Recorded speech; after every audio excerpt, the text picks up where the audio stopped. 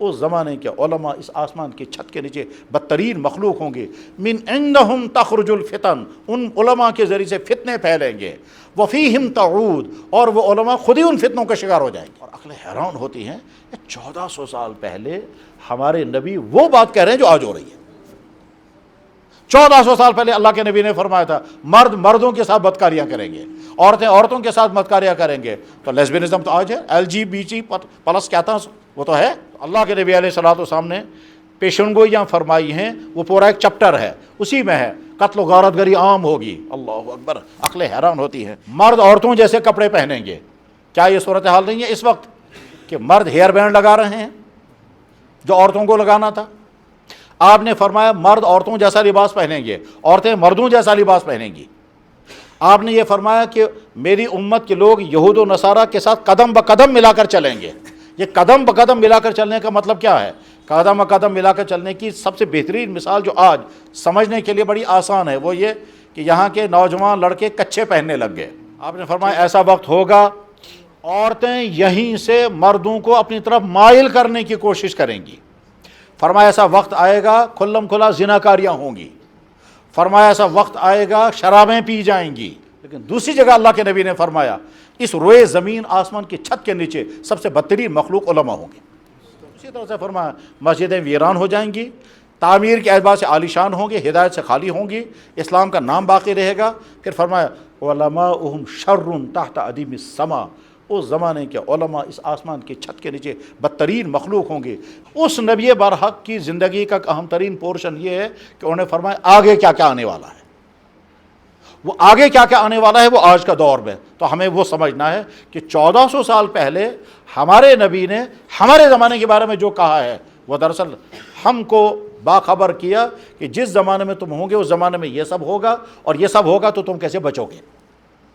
ان میں سے آپ نے یہ فرمایا ایسا وقت آئے گا کہ آدمی صبح کو مومن ہوگا شام کو کافر ہوگا۔ آپ نے فرمایا ایسا وقت ہوگا کہ عورتیں یہیں سے مردوں کو اپنی طرف مائل کرنے کی کوشش کریں گی۔ فرمایا ایسا وقت آئے گا کھلم کھلا زناکاریاں ہوں گی۔ فرمایا ایسا وقت آئے گا شرابیں پی جائیں گی۔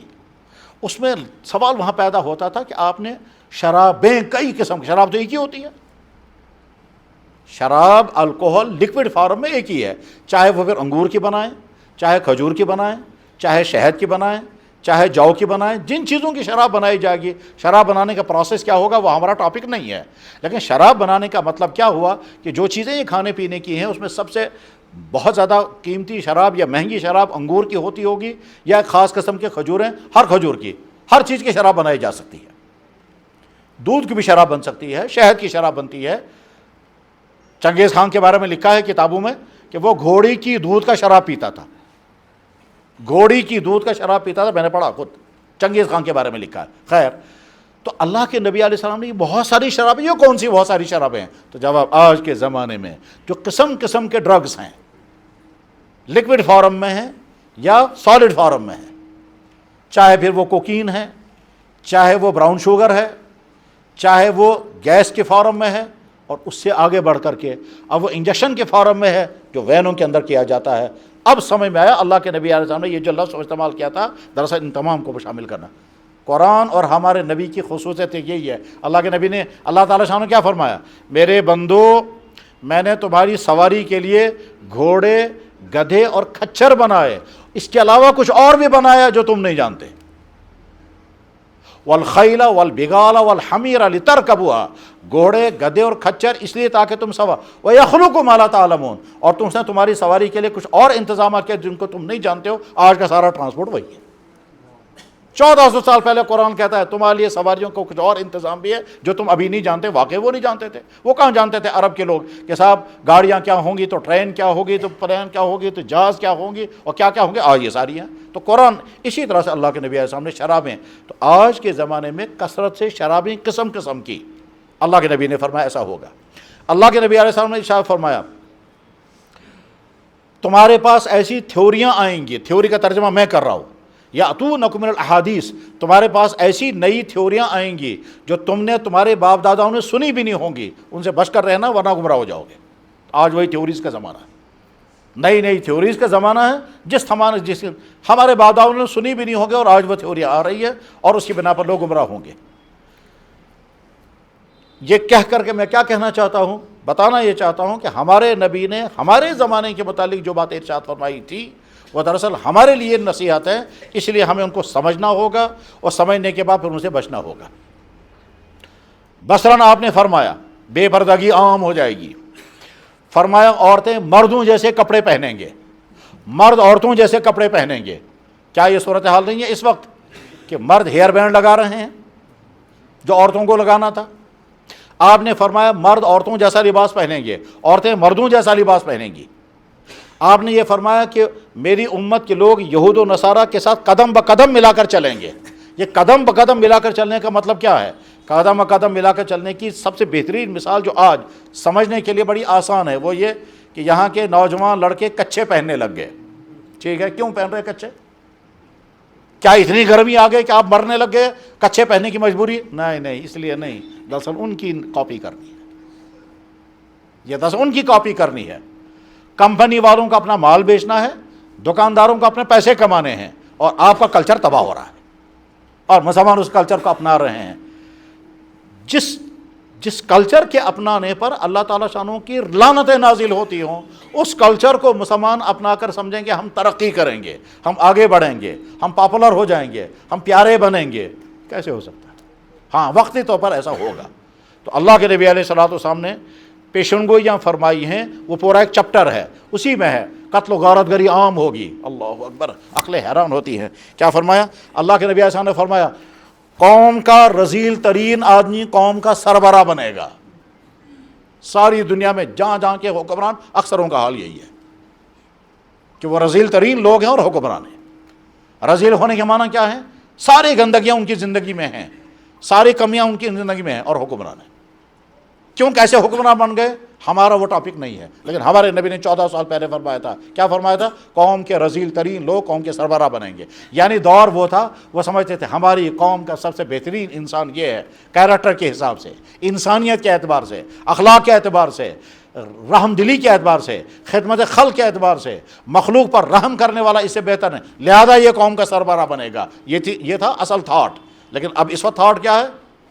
سب کے ساتھ دنیا کے جتنے بڑے بڑے ملکوں کے حال آپ دیکھیں گے وہی۔ فائل نے تو دکھا دیا نا وہاں کون کون آتے تھے، تو پتہ چل گیا نا سب لوگوں کا حال کیا ہے۔ اللہ کے نبی علیہ السلام نے اس میں سمجھنا ہے۔ عورتوں کے متعلق ہمارے نبی نے کیا کہا؟ عورتوں کی ذمہ داری ہے کہ وہ اس کو پڑھیں، سمجھیں اور اپنے آپ کو ان خرابیوں سے بچائیں۔ جوانوں کے متعلق اللہ کے نبی نے کیا کہا؟ ضرورت ہے ان کو پڑھیں، سمجھیں اور اپنے آپ کو ان خرابیوں سے بچائیں۔ حکمرانوں کے متعلق اللہ کے نبی نے کیا کیا کہا؟ کیا ظلم کریں گے، کیسے عیاشاں کریں گے، کیسے لوگوں کا پیسہ اپنی عیاشوں پر اڑائیں گے۔ دنیا بھر کی حکومتوں کا حال کیا ہے؟ عوام سے ٹیکس لیں گے اور عیاشوں پر اڑائیں گے۔ لوگ ہم سے پوچھتے ہیں ہم کو ٹیکس دینا ہے یا نہیں دینا ہے۔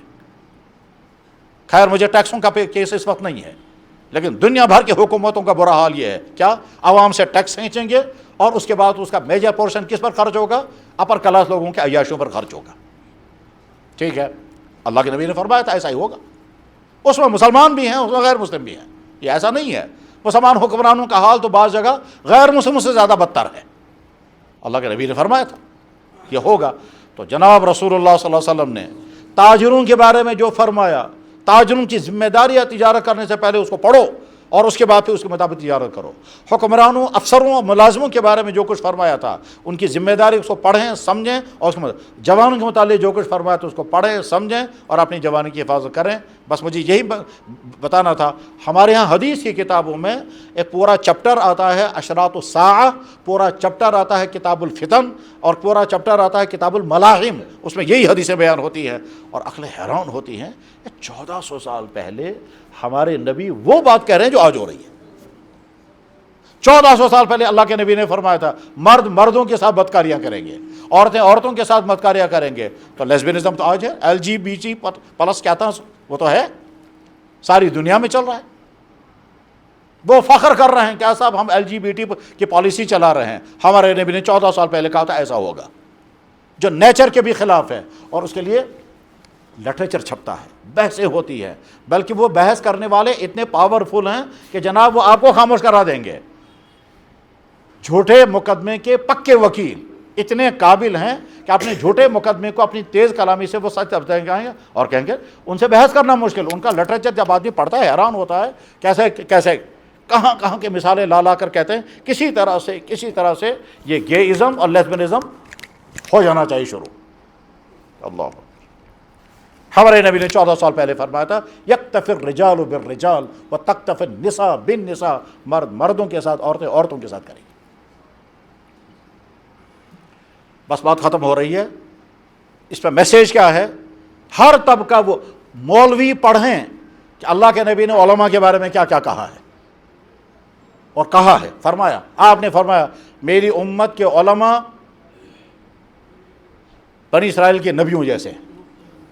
اللہ کے نبی نے فرمایا علماء میرے وارث ہیں، ٹھیک، لیکن دوسری جگہ اللہ کے نبی نے فرمایا اس روئے زمین آسمان کی چھت کے نیچے سب سے بدترین مخلوق علماء ہوں گے۔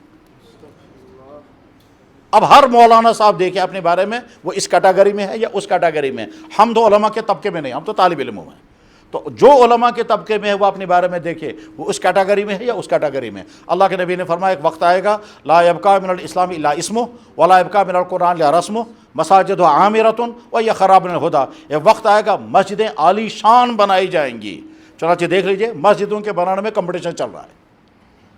ہمارے پاس کبھی لوگ آتے ہیں کہنے لگے جناب ہم بنائے مسجد اس کے ہم بنائے اصل مسجد اس کرو، پینلنگ کرو، یہ کرو، بھائی مسجد آپ کی ٹھیک ہے نہ نہیں، تو اس فوراً سمجھ میں آتا ہے کہ اللہ کے نبی نے 14 سال پہلے فرمایا تھا کہ مسجدیں سجائی جائیں گی، مسجدیں سجائی جائیں گی۔ اور دیکھیں ان کی مسجد ایسی ہے ہماری، انہوں نے زول کیا ہماری میں، انہوں نے یہ کیا ہماری مسجد میں کیا، ضرورت ہے یا نہیں اس کی نہیں، بلکہ ان کے ساتھ کمپٹیشن ہوگا، ٹھیک ہے۔ خیر، علماء کے بارے میں کیا فرمایا؟ ایک طرف سے یہ فرمایا، دوسری طرف سے فرمایا مسجدیں ویران ہو جائیں گی، تعمیر کے اعتبار سے عالیشان ہوں گی، ہدایت سے خالی ہوں گی، اسلام کا نام باقی رہے گا۔ پھر فرمایا علماؤہم شر تحت ادیم السماء، اس زمانے کے علماء اس آسمان کی چھت کے نیچے بدترین مخلوق ہوں گے۔ من عندہم تخرج الفتن، ان علماء کے ذریعے سے فتنے پھیلیں گے، وفیہم تعود، اور وہ علماء خود ہی ان فتنوں کا شکار ہو جائیں گے۔ کیسے فٹ ہو رہا ہے؟ تو گویا ہر طبقے کو سمجھنا ہے کہ ہمارے بارے میں ہمارے نبی نے کیا کہا۔ جو طبقہ علماء ہے وہ بھی اپنے بارے میں دیکھیں، جو طبقہ حکمران ہے وہ بھی دیکھیں، جو طبقہ شباب ہیں جوان وہ بھی دیکھیں، اور جو عورتیں ہیں وہ بھی دیکھیں۔